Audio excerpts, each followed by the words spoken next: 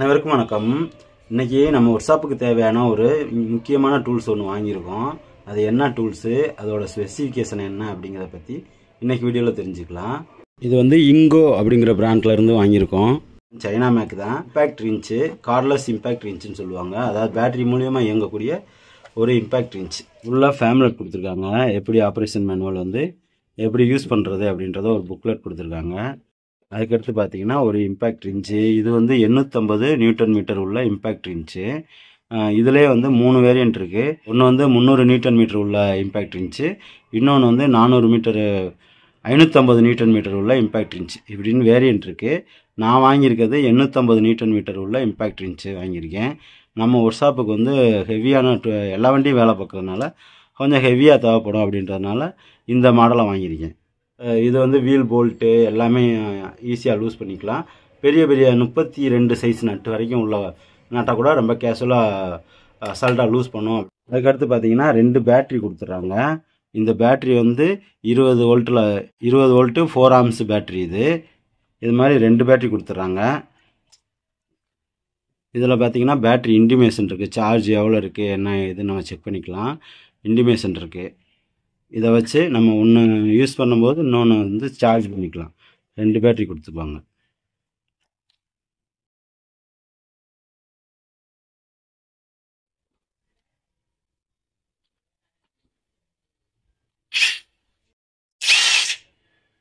பார்த்தீங்கன்னா இதில் லைட் இருக்குது.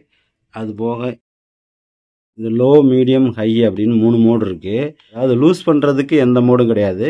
டைட் வைக்கிறதுக்கு லோ, மீடியம், ஹைன்னு 3 ஆப்ஷன் இருக்குது. அதாவது லோவில் வச்சு யூஸ் பண்ணும்போது கொஞ்சம் நார்மலான டைட் இருக்கும். மீடியத்தில் வச்சோம்னா கொஞ்சம் ஸ்பீடு அதிகமாக இருக்கும். ஹையில் வைக்கும்போது இன்னும் ஸ்பீடு அதிகமாக இருக்கும். இதில் வந்து டைட் பண்ணுறதுக்கு, இது லூஸ் பண்ணுறதுக்கு இந்த மாதிரி 2 ஆப்ஷன் பட்டன் கொடுத்துருக்காங்க. இங்கிட்டு நம்ம எப்படி சார்ஜ் போடணும் அப்படின்னு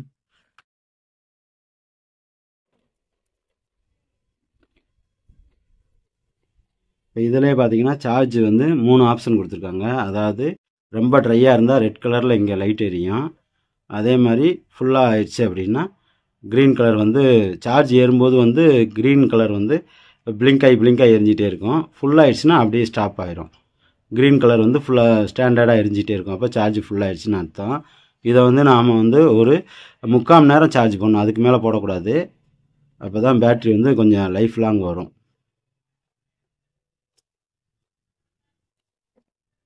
பாக்ஸ் ஸ்பானர் கொடுத்துறாங்க. 27 mm உள்ள பாக்ஸ் ஸ்பானர் ஒன்று, அதுக்கடுத்து 24 பாக்ஸ் ஸ்பானர் ஒன்று, அதுக்கடுத்து 22 பாக்ஸ் ஸ்பானர்.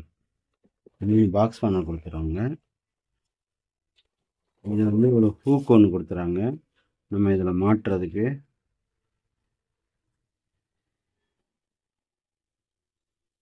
இங்கே மாட்டிக்கிறதுக்கு ஒரு ஹூக் ஒன்று கொடுத்துறாங்க. ஆணியில் தொங்க போடுறதுக்கு ஒரு ஹூக் கொடுத்துறாங்க. இந்த மாடல் நேம் பார்த்தீங்கன்னா CIWLI 2085. இது வந்து 850 நியூட்டன் மீட்டர் டார்க் உள்ள ஒரு இம்பேக்ட் ரின்ச்சு. இந்த இம்பேக்ட் ரின்ச்சு இதை யூஸ் பண்ணி வந்து நம்ம நிறையா பெரிய சைஸ் போல்ட்டில், அதாவது 10ஆம் நம்பர் போல்ட்டிலேருந்து 32ஆம் நம்பர் சைஸ் உள்ள போல்ட் வரைக்கும் லூஸ் பண்ணலாம். இதோட டார்க் அதிகம் அப்படின்றதுனால நான் இதை வாங்கியிருக்கேன். ரெண்டாவது நம்ம எல்லா வண்டியும் வேலை பார்க்குறோம் அப்படின்றதுனால நமக்கு மல்டிபர்பஸ் டூல் தேவைப்படுன்றதுனால இதை வாங்கியிருக்கேன்.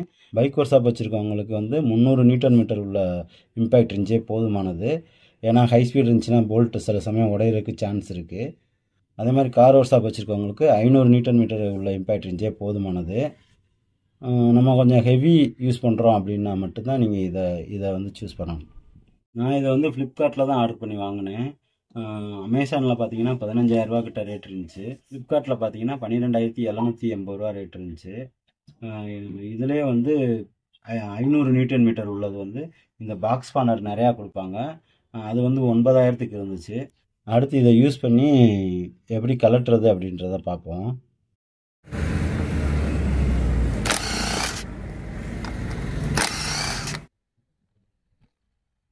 போல்ட்டெல்லாம் ரொம்ப கேஷுவலாக லூஸ் பண்ணுது. போல்ட்டு டைட்டாக இருக்கிற ஃபீலிங்கே தெரியல. அடுத்ததாக மிஷினில் டைட் வச்சுட்டு அதுக்கு மேலே டைட் வைக்க முடியுதான்னு பார்ப்போம்.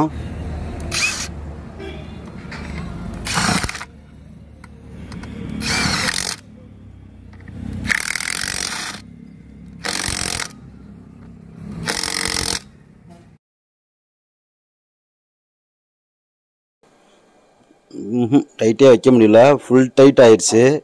இதெல்லாம் நார்மலாக தான் நம்ம வந்து அதாவது போல்ட்டு சின்ன போல்ட்டாக இருந்துச்சுன்னா அளவாக தான் வச்சுக்கணும். ஓவர் டைட் வச்சா கண்டிப்பாக போல்ட் உடஞ்சிரும். கரெக்டான டைட் இருக்குது. இதை லூஸ் பண்ணி பார்ப்போம், நம்மளால் லூஸ் பண்ண முடியுதான்னு.